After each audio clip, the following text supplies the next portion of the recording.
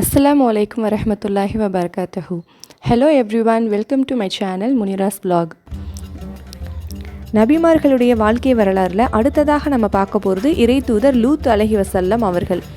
இறைத்தூதர் லூத் அலைஹிவஸல்லம் அவர்களும் இறைத்தூதர் இப்ராஹிம் அலைஹிவஸல்லம் அவர்களும் ஒரே காலகட்டத்தில் தான் நபியாக அனுப்பப்பட்டார்கள். இந்த இருவருமே வெவ்வேறு சமுதாயத்திற்காக இறைத்தூதர்களாக நியமிக்கப்பட்டிருக்கிறார்கள். லூத் அலைஹிவஸல்லம் அவர்கள் இப்ராஹிம் அலைஹிவஸல்லம் அவர்களுடைய சகோதரரின் மகனாவார். லூத் அவர்களுடைய தந்தையின் பெயர் ஹாரான். நபி லூத் அலைஹிவஸல்லம் அவர்கள் கிழக்கு ஜோர்டானில் உள்ள சதோம் என்ற பகுதியில் உள்ள மக்களை நல்வழிப்படுத்துவதற்காக அனுப்பப்பட்ட இறைத்தூதராவார். அந்த பகுதியில் உள்ள மக்கள் செய்து வந்த குற்றங்களை எதிர்த்து அவர் பிரச்சாரம் செய்தார். அந்த மக்களிடம் இருந்து வந்த கெட்ட பழக்கங்களில் முதன்மையானது ஓரினச் சேர்க்கையாகும்.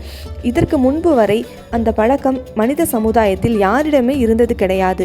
சதும் வாசிகளிடையே தான் இந்த பழக்கம் முதலாக தோன்றியது. இதனை எதிர்த்து தான் லூத் அலைஹிவஸல்லம் அவர்கள் கடுமையாக போராடினார்கள். தீவிரமாக பிரச்சாரமும் மேற்கொண்டார்கள். லூத் அலைஹிவஸல்லம் அவர்களின் பிரச்சாரத்தை ஏற்க மறுத்த அந்த மக்கள் மேலும் மேலும் அந்த தீமையை செய்து கொண்டேதான் இருந்தார்கள். இதனால் கோபமடைந்த அல்லாஹு தாலா வானவர்களை அனுப்பி அந்த சமுதாய மக்களை கற்களை கொண்டு அழித்தான். இந்த வரலாற்றை நாம் பின்வருமாறு பார்க்கலாம். அல்லாஹ் திருமறை குர்ஆனிலே பின்வருமாறு அறிவிக்கின்றான். லூத்தையும் நம் தூதராக அவருடைய மக்களுக்கு நாம் அனுப்பி வைத்தோம். அவர் தம் மக்களை நோக்கி, உங்களுக்கு முன்னர் உலகத்தில் எவருமே செய்திராத ஒரு மானக்கேடான ஒரு காரியத்தை நீங்கள் செய்கின்றீர்களே. நிச்சயமாக நீங்கள் பெண்களை விட்டுவிட்டு உங்கள் காமத்திற்காக ஆண்களிடம் செல்கின்றீர்கள். நீங்கள் வரம்பு மீறிய மக்களாகவே இருக்கின்றீர்கள் என்று கூறினார். அதற்கு அவருடைய மக்கள் தங்கள் இனத்தாரை நோக்கி லூத் நபியை சுட்டி காண்பித்து, இவரையும் இவர் குடும்பத்தையும் இந்த ஊரிலிருந்து அப்புறப்படுத்தி விடுங்கள். நிச்சயமாக இவர்கள் மிகவும் பரிசுத்த மனிதர்களாக ஆகிவிடலாம் என்று பார்க்கின்றார்கள் என்று கூறினார்கள்.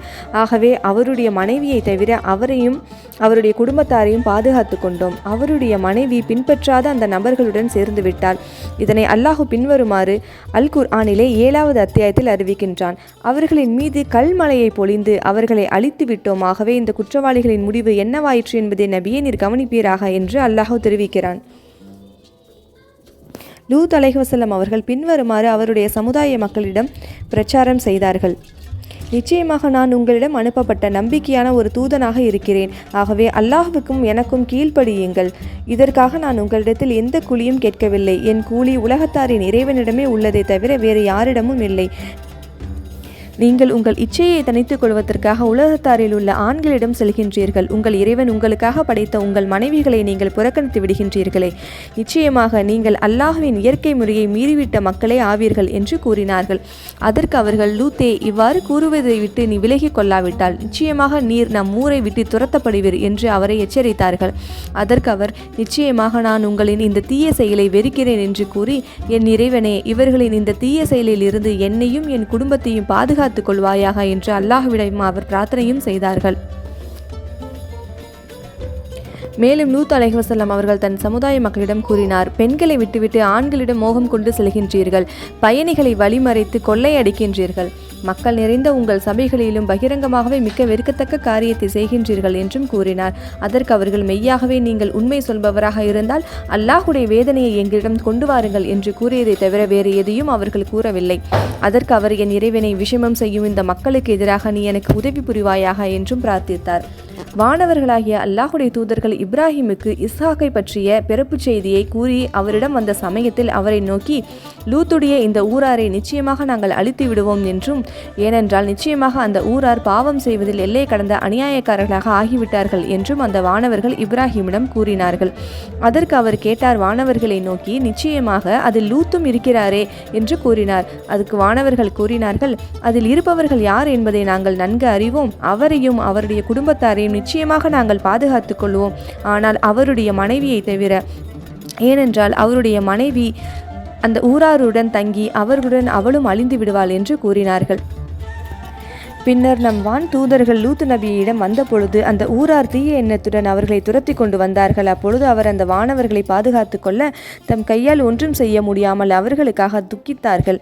அதற்கு அவர்கள் அவரை நோக்கி கூறினார், நீர் அஞ்ச வேண்டாம், துக்கப்படவும் வேண்டாம். நாம் இந்த ஊராரை அழித்துவிட உமது இறைவனால் அனுப்பப்பட்ட வானவர்கள் ஆவோம்.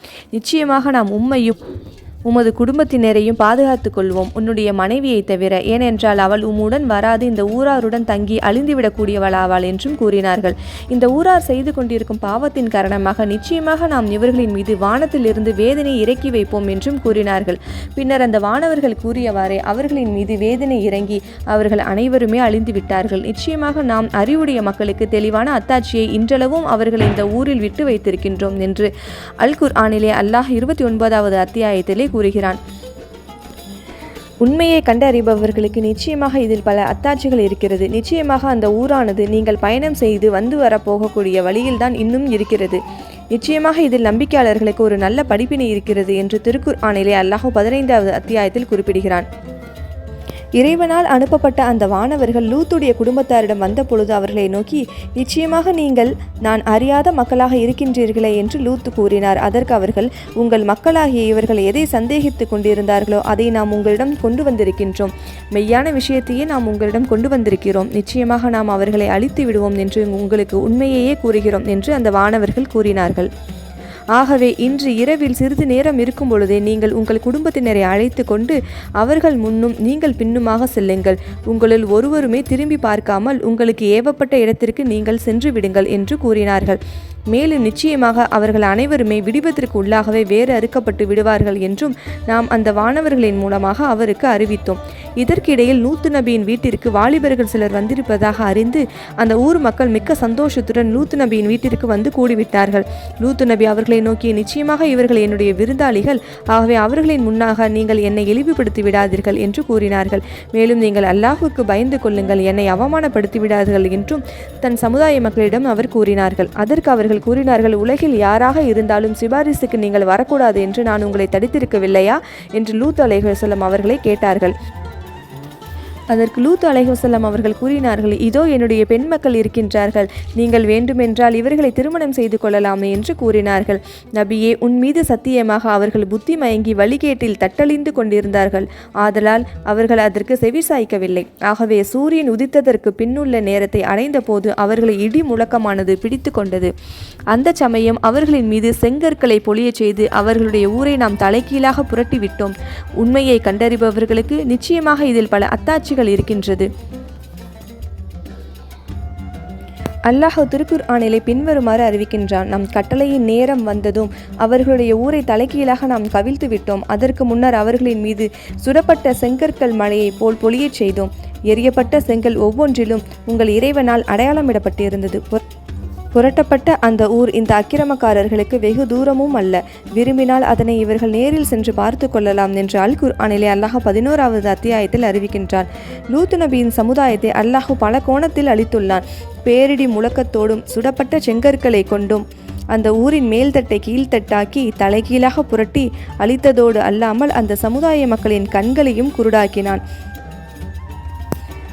நபி ஸல்லல்லாஹு அலைஹி வஸல்லம் அவர்கள் பின்வருமாறு கூறுகின்றார்கள். உங்களில் எவரேனும் நபி லூத் அலைஹி வஸல்லம் அவர்களுடைய சமுதாயத்தினரின் செயலை கண்டால் செய்பவனையும் செய்யப்படுபவனையும் கொன்றுவிடுங்கள் என்று அறிவிப்பதாக அபூ ஹுரைரா ரலியல்லாஹு அன்ஹு அவர்கள் அஹ்மத் என்னும் நூலிலே 6565வது ஹதீஸிலே அறிவிக்கின்றார்கள். அல்ஹம்துலில்லாஹ், இன்றைக்கி நம்மளுடைய சேனலில் லூத் அலைஹி வஸல்லம் அவர்களுடைய வாழ்க்கை வரலாறையும் அந்த சமுதாய மக்கள் எப்படி அழிக்கப்பட்டார்கள் என்பதையும் நாம் பார்த்தோம். இன்ஷா அல்லாஹ் இனி வரும் நாட்களில் மற்ற நபிமார்களுடைய வாழ்க்கை வரலாறுகளையும் நாம் பார்க்க இருக்கிறோம்.